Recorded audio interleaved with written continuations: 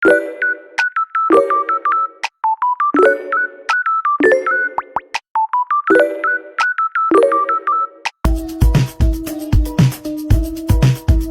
you to stay till I'm in the grave. Assalamualaikum warahmatullahi wabarakatuh. Halo semuanya, kami dari kelompok 4 kelas 11 Bisnis Digital 1 SMK Negeri 2 Purwakarta. Sebelumnya, perkenalkan nama saya Syafawi Azahra. Nama saya Novia Agustiani. Nama saya Siti Sadana Seka.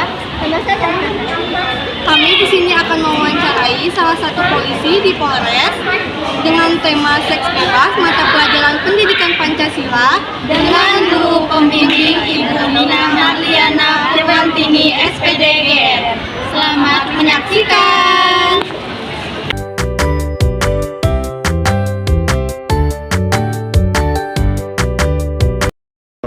Baik, di sini kami sudah bersama Pak Lukas. Selamat siang Pak Lukas. Kami akan mewawancarai dengan tema seks bebas ya. Apa sih konsekuensi atau hukuman yang diberi akibat perilaku seks bebas ini sih, terutama di kalangan remaja?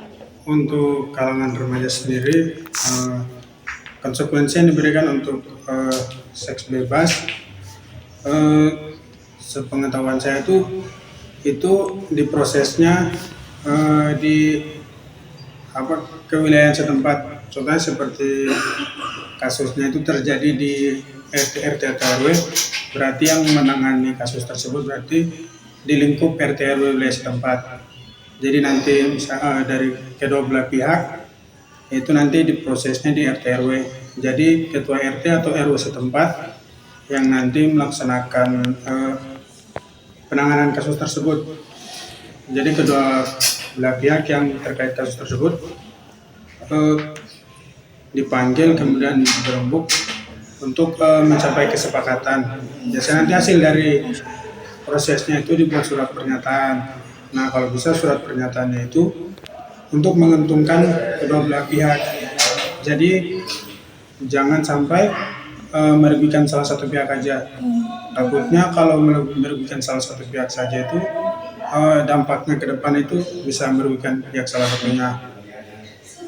Untuk kalau di lingkup di RT RW setempat, karena remaja kan kalau di kepolisian sendiri kalau misalnya melakukan pelaporan masuknya itu ke unit PPA tentang perlindungan perempuan dan anak. Nah, palingan kalau dilaporin ke kepolisian itu dari pihak kepolisian itu paling memproses tidak sampai masuk ke ranah hukum. Ya karena dilihat dari segi umur untuk proses yang seks bebas itu apalagi di kalangan remaja belum cukup umur, istilahnya harus 17 tahun ke atas baru bisa diproses ke ranah hukum. Kalau belum menyentuh 17 tahun itu palingan diprosesnya secara kekeluargaan aja. Baik, untuk pertanyaan selanjutnya, kalau seks bebas ini, siapa sih yang biasanya menjadi korban atau pelaku utama, dan biasanya usia yang paling rentan untuk terlibat pergaulan seks bebas ini usia berapa? Untuk yang menjadi korban, biasanya itu yang perempuan atau yang cewek-cewek itu biasanya jadi korban, karena pergaulan seks bebas itu kan istilahnya kalau di zaman sekarang ya, kalau kita lihat zaman sekarang nih udah bukan sesuatu yang bisa dipungkiri lah, antara pergaulan atau pertemanan dengan yang lain tuh tidak bisa dipungkiri. Biasanya menjadi korban itu dari banyak kasus itu kebanyakan yang perempuan. Terus pertanyaannya apa lagi? Lalu di mana sih biasanya kegiatan seks bebas terjadi atau di mana tertangkapnya pelaku? Untuk tempat atau lokasi seks bebas itu biasanya di perumahan atau di hotel-hotel atau tempat penginapan, istilahnya kayak gitu. Karena dari beberapa kasus yang saya pernah baca atau saya tahu itu dari pelaku yang istilahnya melakukan seks bebas ini, mereka pasti mencari tempat-tempat yang tertutup atau jauh-jauh dari masyarakat. Contohnya seperti hotel atau penginapan lain. Tapi tidak menutup kemungkinan juga bisa ada pelecehan seksual di tempat-tempat umum atau tempat-tempat yang tertutup. Itu bisa terjadi. Bapak, pertanyaan selanjutnya, kapan kasus seks bebas itu terjadi? Untuk kasusnya itu biasanya kalau dari rentang waktu palingan terjadi itu pada malam hari kebanyakan. Karena apa? Pada malam hari kan istilahnya kita beraktivitas itu dari pagi sampai sore. Nah, malam itu biasanya waktu istirahat. Nah, untuk di kalangan remaja sendiri, kebetulan saya sini kan istilahnya masih remaja lah.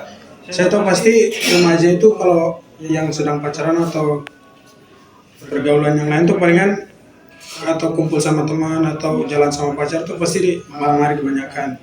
Nah, itu biasanya ada yang manfaatin juga untuk istilahnya melakukan hubungan badan dengan pacarnya. Itu yang terutama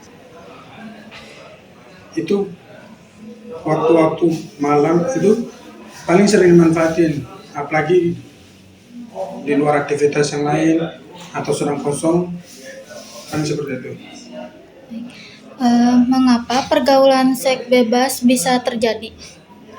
Untuk pergaulan seks bebas bisa terjadi, mungkin ada beberapa faktor-faktor ya. Yang pertama itu dari orang tua. Orang tua di sini berperan penting karena yang menjadi pelaku atau korban biasa dari seks bebas itu kan kalangan remaja.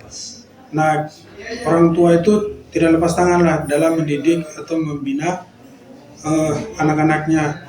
Jadi saya rasa faktor keluarga itu sangat penting karena pergaulan itu yang paling kecil itu mulai dari lingkup keluarga.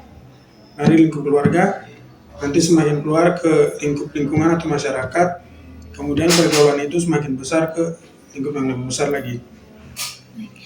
Pertanyaan terakhir, bagaimana cara Polres sendiri menyikapi dan mengedukasi bahaya seks bebas dan menjaga diri, khusus untuk kalangan remaja?